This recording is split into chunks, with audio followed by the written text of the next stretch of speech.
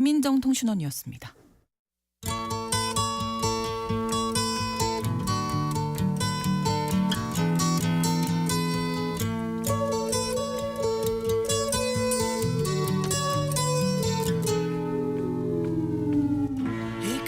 에너지에 관한 최근 이슈 가운데 우리가 주목할 점들 짚어보는 시간입니다. 글로벌 이슈 에너지 법무법인 율촌 수석 전문위원이신 최준영 박사님 오늘도 나오셨습니다. 어서 오십시오. 네, 안녕하세요. 자, 오늘은 또 어떤 이야기 해볼까요? 예, 요즘 가장 뜨거운 나라, 이란과 관련된 이야기를 좀 해보려고 합니다. 네, 이란이 대표적인 산유국이죠. 맞습니다. 이란은 2022년 기준으로 보면 세계 7위의 원유 생산량을 기록하고 있는 대표적인 산유국입니다. 네. 천연가스 같은 경우도 이제 미국, 러시아에 이어서 세계 3위 생산량을 기록하고 있습니다. 그런데 생산량도 많지만 이란은 이제 특히 매장량에 우리가 좀 주목해볼 필요가 있습니다. 네, 얼마나 많은 원유, 가스 가지고 예, 있을까요? 많이 가지고 있어요. 이란의 원유 매장량은 이제 베네수엘라, 그다음에 사우디아라비아 다음에 세계 3위. 오. 천연가스는 세계 2위입니다. 네. 말 그대로 땅만 파면 석유와 가스가 쏟아지는 나라가 이란이다라고 그렇군요. 보시면 되겠습니다. 네. 그래서 이렇게 많은 에너지를 갖고 있는 이란은 세계 에너지 역사를 또 바꾼 그런 나라이기도 합니다. 이건 또 어떤 얘기일까요? 세계 어, 에너지 역사를 바꿀 정도로. 예. 20세기 초반으로 이제 시간을 거슬러 올라가면 네. 당시 이제 세계에서 가장 힘센 나라 영국은 이제 독일 해군과의 경쟁에 직면하고 있었습니다. 네. 기존에 이제 석탄을 사용하던 전함 가지고는 이제 독일과의 경쟁에서 이제 앞서가기 어렵다라고 생각했던 사람이 있었는데 우리가 잘 아는 윈스턴 처칠, 당시 영국의 해군 장관이었습니다. 네. 그래서 이제 처칠은 이제 해군의 전함의 연료를 석유로 바꾸면 훨씬 성능도 좋아지고 여러 가지 문제가 해결될 것이다라고 생각을 했습니다. 네. 당연히 이제 석탄과 석유의 효율성을 비교해 보면 석유가 압도적으로 이제 유리한 것은 사실인데 네. 영국 입장에서 봤을 때는 문제가 하나 있었어요. 어떤 문제였을까요? 잘 아시는 것처럼 영국은 이제 석탄의 나라입니다. 그렇죠. 영국은 땅 파면 석탄이 나오는 나라죠. 그것도 아주 품질이 좋은 네. 석탄이 나옵니다. 그런데 이제 자기 땅에서 나오는 석탄을 놔두고 석유를 사용하려면 과연 충분한 석유를 우리가 원하는 만큼 확보할 수 있어야 되는 거죠. 네. 그런데 이제 당시 영국에는 아직 북해 석유가 있다 이런 것은 이제 모르고 있었던 거죠. 네. 그러니까 이제 과연 영국이 충분한 석유를 확보할 수 있을까라는 이제 고민에 빠진 처칠에게 반가운 소식이 전해집니다. 어떤 소식이었을까요? 페르시아에서 온 소식입니다. 페르시아는 지금의 이란이죠. 그렇죠. 예, 지금의 이란에 위치한 마스제드 솔레이만이라는 곳에서 대량의 원유가 발견됐다라는 소식이 전해집니다. 네. 예, 당시에 페르시아는 이제 영국의 식민지까지는 아니지만 영국의 이제 영향권 아에 있었기 때문에 네. 영국으로서는 페르시아에 있는 건 내 거라고 생각을 하면서 우리 땅에서 난 거나 마찬가지인 그렇죠. 거죠. 예. 네. 마음 놓고 이제 석유를 사용할 수 있게 됐다라고 이제 생각을 했던 거죠. 네. 그러니까 당시 세계 최강대국이었던 영국이 이제 전함의 연료를 석유로 바꾸기 시작하면서 본격적인 석유의 시대가 시작됐습니다. 만약에 이제 이란에서 석유를 발견하지 못했거나 아니면 늦어졌다라고 예. 하면은 역사는 좀 달라졌을 것 같습니다. 그렇군요. 이란의 석유 역사 100년을 넘어가는 이야기인데요. 네, 사실은 이란이 제재 때문에 네. 여러 가지 어려움이 있었습니다. 맞습니다. 한때 미국의 제일 우방이었던 이란은 이제 1979년 이슬람 혁명 이후부터 이제 미국의 제재를 받기 시작했으니까 지금까지 네. 40년 넘게 제재를 받아온 나라가 이란입니다. 특히 2017년에 트럼프 대통령이 이란에 대해서 최대한의 압박을 가하도록 명령한 이후부터 제재는 더욱더 가혹해졌습니다. 그래서 이란 같은 경우는 1970년대에는 하루에 600만 배럴을 생산했는데 오히려 이제 시간이 지날수록 줄어듭니다. 그래서 2020년에는 200만 배럴 하루 생산량이 이제 떨어지기도 했는데 그래도 지금은 이제 많이 회복돼서 한 400만 배럴 정도까지는 올라온 상태입니다. 제재 때문에 원유 생산량 감소하는 그 이유는 어떤 건가요? 네, 많은 분들이 좀 궁금해하시는데 네. 보통 우리는 이제 땅에 파이프를 탁 꽂으면 원유가 펑펑 예, 솟아나오는 걸로 좋겠다 이런 생각하잖아요. 그렇죠. 근데 현실은 좀 달라요. 그래서 원유가 이제 매장되어 있는 유정은 이제 의외로 민감합니다. 그래서 세심하게 이렇게 잘 관리를 해줘야 돼요. 네. 그래서 매일 적절한 양을 채굴해야 되고요. 그 다음에 일정한 양을 또 생산하기 위해서 압력을 또 유지해야 됩니다. 예, 여기에 따른 여러 가지 방법들을 써야 됩니다. 그래서 이제 잘 관리하면 오랫동안 지속적으로 원유를 생산할 수 있지만 네. 이거를 관리를 잘 못하면 또 그대로 말라버립니다. 예. 관리가 중요하네요. 관리가 중요합니다. 네. 그래서 이란의 유정은 오랫동안 당연히 이제 해외 기업들이 이제 관리를 해왔는데 네. 미국이 이제 너희들 이란에 가서 이런저런 일 하면은 제재할 거야라고 하니까 다들 이들이 이제 철수를 하게 된 거죠. 당연히 또 이런 관리에 필요한 각종 장비, 설비 이런 것들도 다 이제 유럽이나 미국에서 도입을 했어야 되는데 이런 것들도 도입이 안 되다 보니까 이란의 원유 생산량이 이제 줄어들게 됐던 거죠. 다른 한편으로 미국은 이제 이에 그치지 않고 이란산 원유를 도입하는 나라에 제재를 가하겠다라고 위협을 해서 이란산 원유를 이제 회피하도록 이렇게 만들었습니다. 네. 대표적인 나라가 우리나라죠. 우리나라 같은 경우에는 꽤 많은 이란산 원유를 도입했는데 지금 도입량은 0입니다. 그렇군요. 예. 그럼 지금 현재 이란의 원유를 도입한 나라가 있나요? 네, 대표적으로 이제 중국과 인도가 있습니다. 뭐 이 두 나라의 공통점은 미국의 제재에 대해서 별로 신경 쓰지 않는 그런 나라입니다. 자기들이 덩치가 크니까 이런 식으로 아무래도. 하는 거죠. 네. 그래서 이제 인도 같은 경우는 그래도 2024년 중반 이후부터는 미국이 눈치를 좀 주니까 도입량을 많이 줄였어요. 이제는 거의 도입하지 않는다 정도 수준까지 내려왔는데 중국은 계속 많은 양을 도입하고 있습니다. 그러니까 중국이 수입하는 원유의 12%가 현재 이란산이죠. 그러니까 이란 입장에서 봤을 때는 제재를 받으니까 생산된 석유를 갖다 팔 곳이 없어요. 그러니까 사는 입장에서 보면은 가격을 후려칠 수가 있습니다. 그렇죠. 싸게 내놓겠죠. 예, 그래서 중국이 국제 시세보다 한 30% 이상 가격을 할인해 가지고 이란산 원유를 도입하다 보니까 이 피해가 우리나라한테 와요. 이란산 원유를 저렴하게 도입한 중국의 석유화학 업체들이 당연히 원가가 싸니까 그렇죠. 예, 가격 경쟁력이 좋은 거예요. 그래서 우리나라 이제 석유화학 업체들이 이제 큰 어려움에 지금 이제 직면해 있는 상태이기도 합니다. 그럼 이 이란의 휘발유 가격은 어느 정도 수준인가요? 얼마쯤 될 것 같으세요? 리터당? 많이 싸겠죠? 많이 쌉니다. 예. 리터당 35원입니다. 35원이요? 네, 35원. 100원이 아니에요. 몇백 원 이럴 줄 알았는데. 네, 35원입니다. 와, 이러면 가격이 너무 차이 나잖아요. 우리나라 같은 경우가 뭐 1,650원, 1,700원 네. 뭐 이 정도 수준이라고 보면은 2% 정도 수준입니다. 와, 이건 비교가 안 되네요. 예, 정말 저렴하죠. 네. 그런데 정작 이란은 또 휘발유를 또 수입하고 있습니다. 산유국이라고 소개드렸는데. 네. 휘발유를 수입해요. 수입해요? 예, 의외로 많은 나라들이 원유는 수출하고 이런 휘발유나 디젤은 수입하는 경우들이 많은데 네. 이제 원유에서 휘발유를 만들어내는 능력, 즉 정유 능력보다 더 많은 휘발유를 사용하고 있기 때문에 그렇습니다. 이게 이제 왜 이러냐라고 들여다보면 이란의 정유소 시설들의 한 60% 이상은 1970년대 만들었어요. 너무 오래됐네요. 네, 50년이 훌쩍 넘었죠. 네. 그러다 보니까 이제 노후화가 상당히 심각한 상태입니다. 그러니까 생산량 자체도 부족할 뿐만 아니고 더 문제는 이제 품질이 낮아요. 네. 그러니까 이런 저품질 석유 제품을 사용한다. 그러면 제일 큰 문제가 대기오염 물질이 펑펑 나오겠죠. 네네. 그래서 이란의 대기오염이 매우 심각합니다. 언뜻 생각하면 대기오염하고 이란은 별로 네. 관계가 없을 것 같은데. 네, 이란은 이제 되게 큰 나라다 보니까 네. 일단 뭐 지역마다 상당히 사실 좀 다르긴 합니다만 일단 네. 수도 테헤란 이야기를 좀 해보죠. 네. 테헤란은 이제 해발 고도 한 1,000m 정도에 있는 고원지대인데 또 주변이 또 더 높은 산이에요. 만년설도 보입니다. 그렇군요. 예, 그러니까 스키장이 또 근처에 있어요. 중동에서 스키 탈 수 있는 유일한 나라. 그렇군요.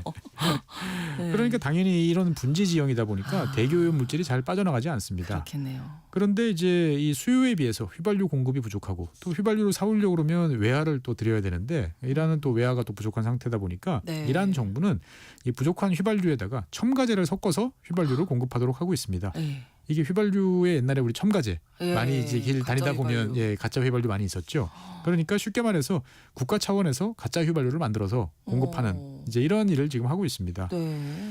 이제 휘발유는 이런 식으로 되고요. 그 다음에 이제 다른 이제 난방용 같은 경우에는 다른 나라에서는 이제 폐기물로 분류되는 저품질의 중유. 그러니까 이게 원유를 정제를 쭉 하다 보면은 제일 마지막에 이제 아스팔트가 나오는데 네. 그 전 단계에 보면 이건 아스팔트로 쓰기도 좀 애매하고 그렇다고 뭐 벙커CU나 이렇게 쓰기도 좀 애매하고 그냥 보통 그래서 이거를 버리는 네, 해야 네. 되는 이제 이런 저품질 중유가 나오는데 이거를 다른 나라에서 아주 헐값으로 들여오거나 해가지고 대량으로 발전 및 산업용으로 사용하고 있습니다. 그러다 보니까 대기오염 물질이 더 많이 쓰면 나오죠. 안 되는 거죠. 그렇죠. 원래는. 다른 나라는 안 씁니다. 그래서 오염이 너무 많이 많습니다. 있고. 그러다 네. 보니까 이제 테헤란 인구는 수도 그리고 주변 지역 합하면 한 1,800만 정도 되는데 이 겨울철마다 대기오염이 심각해가지고 이제 눈과 목이 타는 것 같다. 그다음에 숨쉬기가 어려워요. 뭐 이런 이야기들이 계속 나올 정도로 심각한 대기오염에 시달리고 있습니다. 그러면 이제 뭐 원유는 그렇다 치고 가스도 세계 네. 2위 매장량이라고 아까 소개를 해주셔서 가스 천연가스 예, 사용하면 안 되나요? 맞습니다. 천연가스는 뭐 청정연료로 예. 분류되니까 이거 사용하면 문제가 대부분 해결되죠. 네. 그런데 이제 이게 또 쉽지 않습니다. 왜냐하면은 이 생산한 가스 상당수가 그냥 새고 있어요. 예, 가스관이 낡아가지고. 여기도. 예. 네. 그러니까 1년에 누출되는 천연가스량을 계산해 보니까 290억 입방메타 정도 되는데 이게 이제 감이 잘 안 오실 텐데 네. 우리나라가 1년에 해외에서 수입하는 LNG 수입량을 다 합해 보면 436억 입방메타 정도 돼요. 그러니까 우리가 1년에 수입하는 양의 절반을 하늘로 그냥 너무 아까운데요? 날려보내고 있는 거죠. 네. 너무 아깝죠. 네. 그러면 이제 가스관을 고치고 여러 가지 그렇죠. 이런 설비를 관리를 좀 잘해서 잘하면 되는데. 쓰면. 네. 그렇죠. 그런데 이거를 수리하고 고치기 위해서는 한 800억 달러 정도가 들어간다고 합니다. 그러니까 돈이 한두 푼 들어가는 게 아니죠. 그러니까 지금 한 푼이 아쉬운 이란 입장에서 봤을 때는 여기다 투자할 수가 이제 없는 상황이고 네. 여기에 더해 또 우리로서는 또 이해할 수 없는 일이 또 있어요. 이해할 수 없는 일이 예. 어떤 일일까요? 그러니까 이제 아까 원유 이제 말씀을 드렸는데 원유를 생산하려고 이제 유정을 개발하다 보면 거기서 이제 석유만 액체 원유만 나오는 게 아니고 천연가스도 함께 나오는 경우가 많습니다. 네. 그런데 이렇게 나오는 가스를 잘 처리하지 않으면 이제 화재나 폭발 위험이 있어요. 가스는 아무래도 훨씬 더 잘 타니까. 그렇죠. 그래서 과거에는 이 원유를 생산하는 곳에서 따로 관을 묻어가지고 네. 바로 태워버렸어요. 그래서 항상 이제 그 유전 송유 그 유전에 보면 횃불처럼 네. 불꽃이 빛나는 경우들을 이제 많이 보셨을 거예요. 그런데 이제 최근에는 이런 가스들을 이제 당연히 별도로 모아가지고 그래야죠. 자체적으로 사용하거나 판매를 해요. 네. 그런데 이란은 이 막대한 양의 가스를 그냥 태워버리고 있습니다. 그러니까 이렇게 태우는 양의 가스가 204억 입방메타니까 우리나라 수입량의 46%. 너무 아까운데요. 그러니까 태우는 거 그다음에 가스관에서 새어 나가는 네. 거 합하면 거의 우리나라 쓰는 양하고 맞먹을 정도다. 라고 보시면 되겠습니다. 왜 태우는 거예요, 그냥? 이것도 제재 때문에 그래요. 그러니까 이제 가스를 별도로 포집하고 또 압축해서 저장하고 하려면 당연히 시설들이 필요한데 그렇죠. 이게 제재 때문에 용이하지가 않습니다. 그래도 이거는 이제 비용이 좀 적게 들어요. 한 50억 달러 정도 들이면 되는데 네. 그래서 50억 달러를 들이면은 거기서 나오는 가스만 모으면 50억 달러 훌쩍 넘는 돈을 벌 수가 있어요. 그렇게요. 그런데 네. 당장 쓸 돈이 없으니까 그냥 태우고 있는 거예요. 옛날식으로. 예. 그래서 세계에서 가장 많은 가스를 이런 식으로 태우고 있는 나라는 러시아. 예. 그다음이 이란. 이렇습니다. 지금 계속 아깝다고 하지만 너무 아깝고 네. 왜 그냥- 이런 일을 벌이나. 그렇죠. 이게 누구라도 좀 들어가서 개발할 수가 없죠. 근데 그렇죠. 지금 그러니까 제재 그렇습니다. 그러니까 아직. 러시아 같은 경우는 땅이 원체 넓으니까 네. 이거를 모아서 어디까지 보내는 것도 어마어마한 돈이 들어오니까 그냥 태워버리는 게 낫다. 문제군요. 이란 같은 경우는 제재 때문에 안 된다. 네. 이렇게 보시면 되겠습니다. 네. 아유, 참 너무 어이가 없네요. 맞습니다. 그런데 또 이란은 이렇게 어려운 상황이지만 옆 나라인 이라크에 또 천연가스 전력 판매 계약을 또 체결하게 됐어요. 네.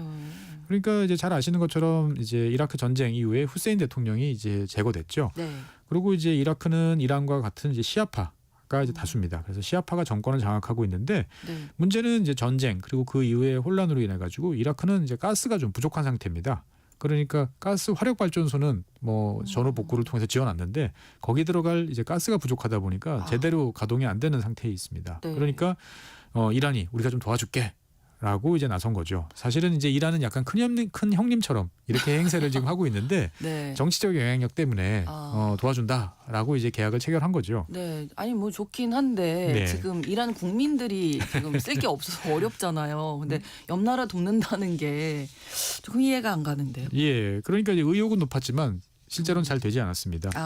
2024년에 하루에 5천만 입방메타 규모의 이제 천연가스를 수출하고 네. 이거는 가스고 그다음에 별도로 이제 이란이 만든 전력을 수출하기로 이제 합의를 봤어요. 그러니까 네. 이라크가 필요로 한 전력의 한 40% 정도를 우리가 판매해주겠다라고 했는데 이제 문제는 뭐냐? 이라크가 이제 가스는 받아갑니다. 네, 그러면 이제 대금을 이제 뭐 달러로 주던지 정산해야죠. 정산해야죠. 아니면 원유로 주던지 네, 뭔가를 네, 해야 네. 되는데 이게 이라크가 그냥 배째라.